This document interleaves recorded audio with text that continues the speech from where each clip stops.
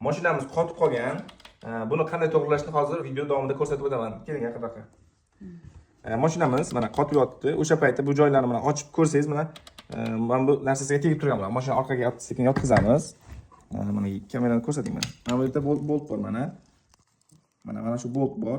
Bu temir mana. Kelib, mana shu bolt bor. Buni bo'shatamiz.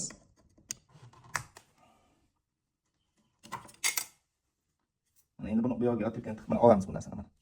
Oldik. Endi shu videoga yaqinroq ko'rsataman. Bu narsani o'rtaga qo'yib, buni bu yerga qo'yib, mana bu narsaga iladi, mana bunga qo'yib, kallani ushlab turib, buni burish kerak mana. Bu yoqqa. Agar bu joy bo'lmasa, bu yoqqa. Ana ketdi o'sha. Lekin ehtiyot bo'lasizlar. Shunaqa kichkina otilka bilan katta otilka bilan o'rtasini qiyshtirib qo'ymanglar lekin. Mana aylanib ketdi o'sha. Endi bu narsani joyiga qo'yish kerak. Ignani singani yoki ip kirib qolishi mumkin. Hozir ignani singani kirib qolgan, o'shaning uchun juda og'ir ochildi. Agar ip bo'lganda osongina ochilardi. Endi bu narsani mana joyiga qo'yish uchun mana buni qarang. Videoni olib keling.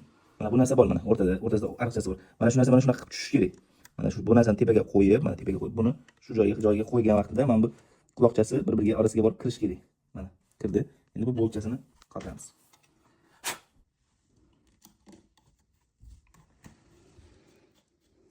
Aniq joyiga tushganligini aniq joyiga tushishi kerak. Bo'lmasam yaxshi qatmasdan rezva ham ketib qolishi mumkin. Ehtiyot bo'lasizlar.